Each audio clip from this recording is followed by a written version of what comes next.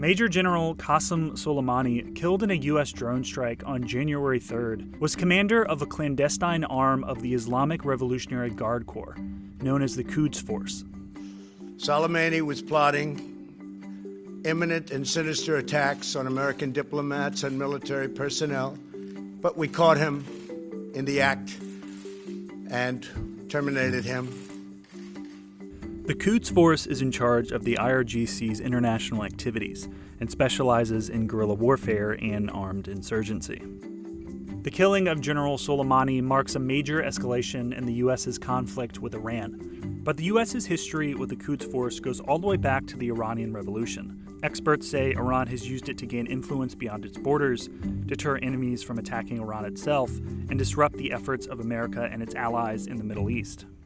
So the Quds Force is the arm of the Islamic Revolutionary Guards Corps of Iran that is charged with exporting the revolution. Quds means Jerusalem, and they want to see their banners flying over Jerusalem. And so the Quds Force, being the external operations arm, takes that as its name and as its in principle objective.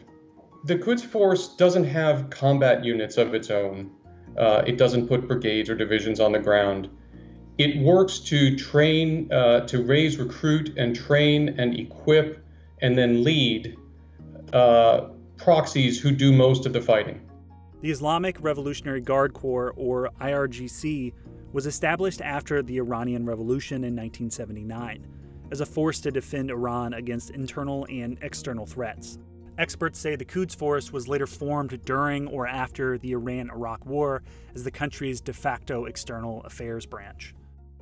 In the 1980s, the IRGC deployed forces abroad to cultivate one of its first allied militias, the Lebanese Shia movement Hezbollah.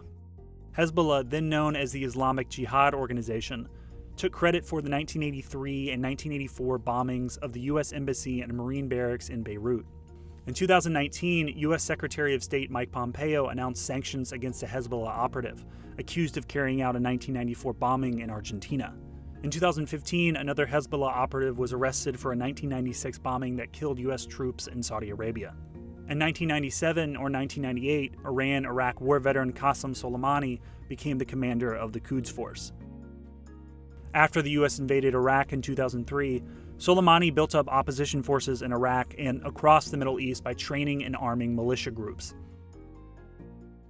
The most notorious thing that the Quds Force did in Iraq was to provide their Iraqi proxies with a new type of anti-tank weapon called an explosively formed penetrator, or EFP.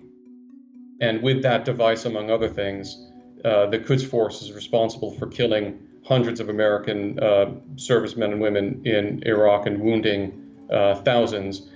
The Trump administration said that Iran-backed militias were responsible for the deaths of 608 U.S. troops in Iraq between 2003 and 2011. We understood that they were recruiting, training, and equipping the Shia militias in Iraq, but we chose to fight them in Iraq. And we chose not to take the war to Iran itself. Instead, the U.S. issued sanctions against Quds Force leaders, including General Soleimani. The Trump administration declared the IRGC a terrorist organization in 2019. After the U.S. carried out airstrikes against Iranian-backed militias in Iraq and Syria, supporters of an Iran-backed militia tried to storm the U.S. embassy in Baghdad. This culminated with the strike against General Soleimani on January 3rd, 2020. The attack on General Soleimani wasn't just strategic, but symbolic as well. Qassem Soleimani was a unique figure.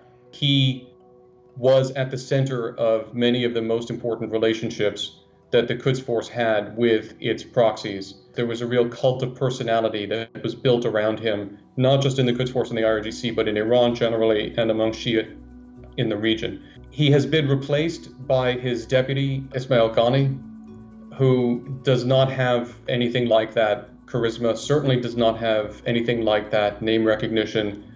The biggest question going forward might be how effectively the new Quds Force commander connects with the militia commanders General Soleimani had cultivated in the Middle East.